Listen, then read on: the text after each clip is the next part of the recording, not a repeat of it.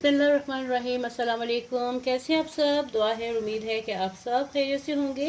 अल्लाह ताला आप सबको अपने ज़ुबान में रखे, खुश खुर्म आबाद रखे। तो आज मैं आपके साथ दही बड़ों की रेसिपी शेयर करने जा रही हूँ।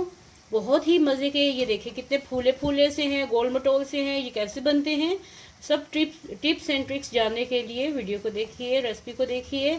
और अगर रेसिपी पसंद आए तो लाइक कीजिएगा और चैनल को सब्सक्राइब कीजिएगा और साथ में लगे बेल आइकन के बटन को भी क्लिक करना बिल्कुल मत भूलिए। इससे आपको मेरी हर नई रेसिपी का नोटिफिकेशन मिलता है। तो चलिए आप चल के रेसिपी देखिए और जानिए कि आज के ये गोलू मोलू से दही बड़े कैसे बन रहे हैं। तो यहाँ पे मैंने हस्बे ज़रूरत आलू लिए हैं। ये 4 अदद आलू है। इसको मैं क्या करूँगी, मैं इसको क्यूब में काट के और इनको बॉयल कर लूँगी। बहुत मोटी क्यूब्स नहीं काटूंगी, दरमियानी काटूंगी। ना बहुत ज़्यादा बारीक है और ना बहुत ज़्यादा मोटी है। ये गलने में भी आसानी होती है, खाने में भी आसानी होती है। तो इनको मैं ऐसे करके पानी में डाल के इनको बॉयल करके तो निकाल लूँगी। ठीक है, ये रेडी करती हूँ मैं। अगला स्टेप क्या करना है आपसे शेयर करती हूँ।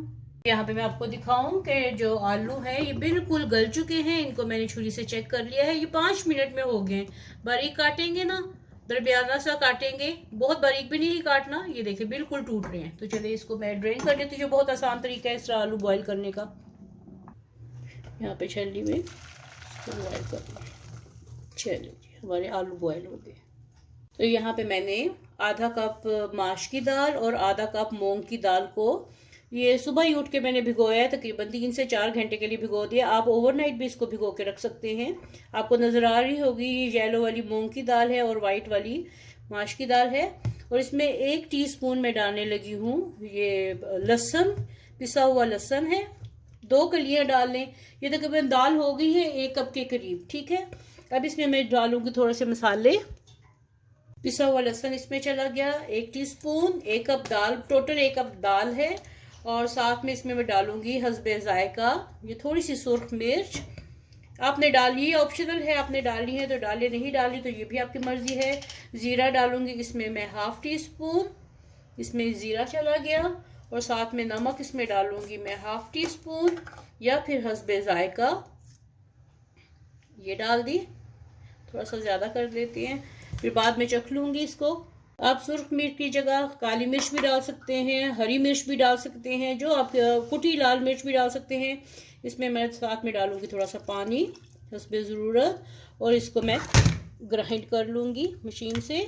आप इसको जग में डाल के भी कर सकते हैं, उसका कोई मसला नहीं होता। मैं इसमें कर लेती हूँ, जो जैसे आपको सहूलत है पीसने की वैसे पीस लें।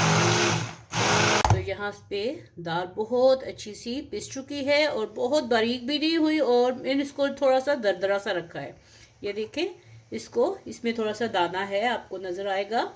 तो इससे जब ये बनती है ना तो बहुत अच्छा इसका स्पंज बहुत अच्छा बनता है। अब आपने इसको फ़ौरन से नहीं बनाना, थोड़ी देर के लिए इसको रखना है। और क्या करना है आपसे मैं शेयर करती हूँ। और उतना ही पानी डाला था जितना इसमें मैंने आपको दिखाया है, उससे ज़्यादा नहीं डाला। तकरीबन 2 से 3 टेबलस्पून गए हैं क्योंकि दाल खुद भी भीगी हुई थी। जग में अगर आप बनाएंगे तो आपको पानी की ज़्यादा ज़रूरत होती है, लेकिन मैं हैंडी से बनाती हूँ ना तो इससे चीज़ में, किसी भी चीज़ में पानी थोड़ा कम लगता है क्योंकि आसानी से ग्राइंड हो जाता है। अब इसको क्या करना है, अब मैंने ये हैंड विस्क ले लिया है। इससे मैं बहुत अच्छी तरीके से इसको ऐसे बीट करूँगी। अभी इसका कलर देखें, थोड़ा सा पीलापन है इसमें। जब ये बहुत अच्छे से बीट हो जाएगा ना तो फिर मैं आपको इसकी पहचान भी बताऊंगी। और ये येलोइश से पीलेपन से इसका कलर सफ़ेद होना शुरू हो जाएगा। तो चलिए इसको मैं फेंटती हूँ। तकरीबन 10 से 15 मिनट लगते हैं। आपसे नहीं होता तो किसी घर वाले से, अपने घर वालों से करवा लें, किसी से करवा लें। तो चलिए मैं इसको बीट करके फिर आपको इसका रिजल्ट दिखाती हूँ। यहाँ पे मैं आपको दिखाऊँ, देखिए इसका कलर कितना चेंज हो गया। इसको मैं बहुत अच्छे तरीके से मैंने फेंटा है। और ये देखिए ये फूल भी गया है कितना ज़्यादा। ये इसका बैटर जो है ये फूल गया है, ये देखिए, और फ्लफ़ी हो गया। ये देखिए बिल्कुल ये फ्लफ़ी हो गया। इसको और भी आपको एक तरीका दिखाती हूँ। यहाँ पे मैंने बाउल में पानी लिया है और थोड़ा सा ये यहाँ से लेके तो इसमें मैं टपकाऊंगी तो ये नीचे बैठेगा नहीं। ये देखिए ऊपर आ गया तो इसका मतलब है इसमें एयर आ गई है, इसमें हवा भर गई है। अब ये बहुत अच्छे तरीके से ये पकेंगे। ठीक है, ये इसकी पहचान है। इतना इसको फेंटना है। आपने पानी लेना है और उसमें थोड़ा सा ये ड्रॉप डाल के देखना है। ये बैठा नहीं है तो इसका मतलब है कि ये मुकम्मल तौर पे रेडी हो गया है, खमीर हो चुका है। फिर भी इसमें मैं थोड़ा सा, कि जब इसमें थोड़ा सा सोडा इसलिए मिलाया जाता है, चुटकी भर इसमें सोडा मिलाऊंगी साथ ही, और ऑयल मैंने गर्म करने के लिए भी रख दिया है। तो यहाँ पे मैंने मीठा सोडा लिया, और ये देखें, ये 1/4 टीस्पून लिखा हुआ है इसके ऊपर। तो ये इसमें से मैं थोड़ा सा ये लूँगी, सोडा लिया, देखे पूरा लेवल लिया, तो ये इसमें डाल दूँगी। ये ज़्यादा ही है इसमें, क्योंकि ये ऑलरेडी खमीर है, तो मैं इसमें से थोड़ा सा बचा भी लूँगी। और इसको अच्छे तरीके से मिक्स कर लेते हैं।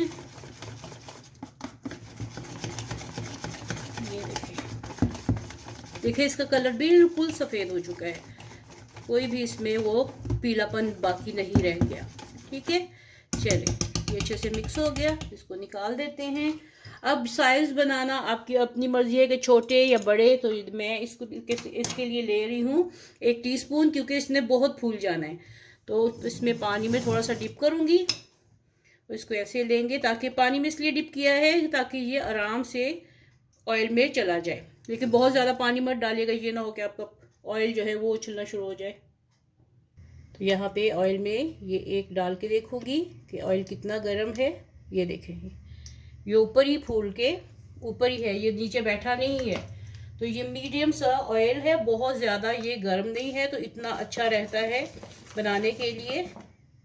तो चले मैं डालती हूँ साथ साथ। ये देखिए, ये खुद ही फूल जाएंगे इसमें सेक लगते ही साथ ही। आपको दिखाऊं, ये देखें, मैंने इसको बिल्कुल भी गोल नहीं किया था, जैसे भी थे वैसे मैं इसको डालती गई हूँ।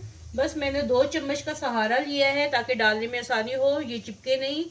तो इस तरह मैं इसमें डाल रही हूँ बस, और ये खुद ब खुद ही फूल के गोल होते जा रहे हैं। आपने आंच धीमी रखनी है, जब ये फूल जाएंगे, गोल गोल से हो जाएंगे, जब एक तरफ से सेक इनको लग जाएगा, फिर आपने इसकी साइड चेंज करनी है। ठीक है, जैसे यहाँ पे इनको एक तरफ से सेक लग चुका है अच्छे तरीके से, मैं थोड़ी सी आंच तेज करूंगी ताकि ये गोल्डन हो जाए। उसके बाद फिर मैं इनकी साइड चेंज करूंगी। यहाँ पे मैं आपको दिखाऊं, ये देखिए माशाल्लाह माशाल्लाह कितने प्यारे ये लग रहे हैं। ये खुद ब खुद ही फूलते जाते हैं, गोल मटोल होते जाते हैं। और मैंने थोड़ा छोटा साइज रखा है, अपने बड़े रखने हैं तो ये भी आपकी अपनी मर्जी है कि आपने इसको कितना बड़ा साइज देना है। ये देखें, और साथ में अब मैं इनको उलट पलट करती जा रही हूँ, क्योंकि ताकि दोनों तरफ से इसका एक जैसा कलर आए, कलर खराब नहीं हो इनका। ये ना हो कि एक तरफ से ज़्यादा सुर्ख हो जाए और एक तरफ से ये कच्चे रह जाए। यहाँ पे मैं आपको इसको थोड़ा सा तोड़ के दिखाऊं, जो ठंडे हो चुके हैं। ये देखें, आप चाहें तो इनको ऐसे भी खा सकते हैं। ये देखिए कितने स्पॉन्जी हैं, ये देखिए कितने सॉफ्ट हैं, ये वाले बिल्कुल सॉफ्ट, और अंदर तक ये इनका जाल बना हुआ है। ये देखिए, ठीक है। तो चलिए अब इसकी चाट बनाते हैं। मैंने नॉर्मल टैप वाटर ले लिया है, और इसमें मैं जितनी मुझे पकौड़ियाँ चाहिए उतनी मैं डाल दूंगी। ये ऐसे भी चटनियों के साथ खाएं तो ये बहुत मज़े की पकौड़ियाँ बनी हैं। तो ये देखिए, इसमें मैं डालती जाऊंगी, जितनी आपको ज़रूरत है उसके हिसाब से बना लें आप।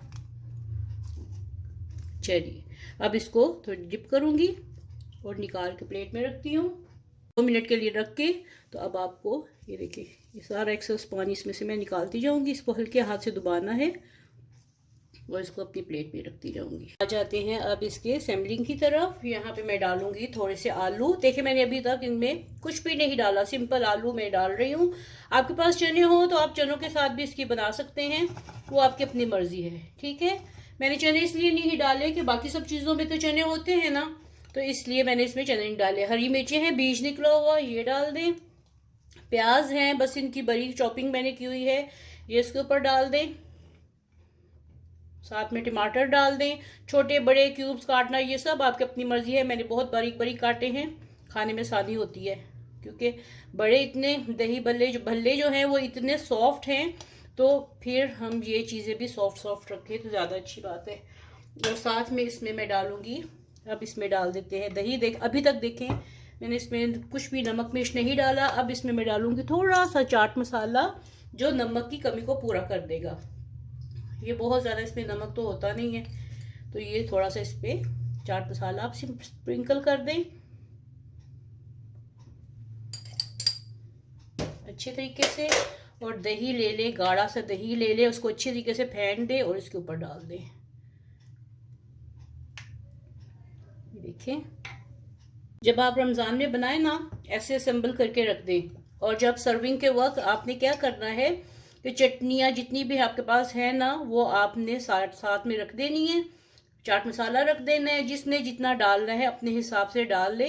तो इससे क्या होता है कि आसानी हो जाती है, बहुत ज़्यादा दही आपका इस्तेमाल नहीं होता है। दही भी कौन सा सस्ता है, हर चीज़ महंगी हो गई है। तो एक एक भल्ले के ऊपर आप ये इस तरह ये डालते जाएं। अगर आपने घर वालों के लिए बना रहे हैं तो बहुत आसानी होती है। मेहमानदारी में आपने इस तरह करना है, जैसे इफ्तार पार्टी होती है ना, तो आपने उसमें इस तरीके से उसकी खूबसूरती करनी है। यहाँ पे मेरे पास इमली की चटनी है, पुदीने की चटनी मैंने आपको बनानी दिखाई थी, जिसमें मैंने चाट बनाई है। वो रेसिपी भी देखिएगा, वो चाट भी बहुत ही मज़े की बनी थी, तो ज़रूर बनाइएगा वो भी। इसके ऊपर एक केक के ऊपर आपने इस तरीके से डालना है। ये देखें, जैसे बहुत ही मज़े के ये बनते हैं। मैं अक्सर रमज़ान में ये बनाती हूँ, तो आप भी बनाएं, घर वालों को खिलाएं, खुद भी खाएं, घर वालों को भी खिलाएं। साथ में इसमें फिर से थोड़ा सा चाट मसाला डालें। से जो मैंने नमक इस पे नहीं डाला ना, तो एक्स्ट्रा नमक डालने की ज़रूरत ही नहीं है जब आपने इसके ऊपर चाट मसाला डालना है। ये देखें, जितना आपको पसंद है उतना डालें। साथ में इसके ऊपर फिर से थोड़े से मैंने प्याज और टमाटर जो है वो रिजर्व रखे थे। ये पार्टीज़ के लिए मैं आपको बता रही हूँ, ये इफ्तार पार्टीज़ होती है ना, उसमें आपने ये डिश कैसे बनानी है। अगर घर वालों के लिए बनाते हैं, घर में आम जो सब रोज़ा इफ्तारों के लिए, रोज़ा इफ्तार के लिए पकड़ना है, तो आप फिर इसको हर चीज़ को अलग-अलग से रखें। असेंबलिंग खुद सब ने जितना जितना डालना है, उससे चीज़ें आपकी ज़ाया नहीं होती। तो मैं घर में जब चाट अपने लिए बनाती हूँ, घर वालों के लिए बनाती हूँ, तो मैं हर चीज़ को अलग-अलग से रखती हूँ, ताकि सारा मटेरियल एक टाइम पे मिक्स ना हो। तो ऐसे आलू डाल दिए, देखें। और यहाँ पे मैंने थोड़ी सी ये जो नमकीन सवैयाँ होती हैं ये रखी हुई हैं इन्हीं कामों के लिए। ये देखें, बन के ना आपके मज़ेदार से दही बड़े। तो कैसे लगी आपको आज की मेरी ये रेसिपी, ज़रूर फीडबैक दीजिएगा। मिलते हैं ऐसी ही एक नई मज़ेदार सी रेसिपी के लिए। अपने घर वालों का आप बहुत ख्याल रखिएगा, और नई नई रेसिपी के लिए आप मेरे चैनल को ज़रूर सब्सक्राइब कीजिए। और अगर रेसिपी पसंद आए तो वीडियो को लाइक भी कर दीजिएगा, इससे हमारी अप्रिसिएशन होती है। आपको कुछ भी नहीं जाता, हमें पता चलता है कि आपको हमारी जो रेसिपी है वो कितनी पसंद आई है। तो चलें, फिर मिलते हैं। अल्लाह हाफिज़।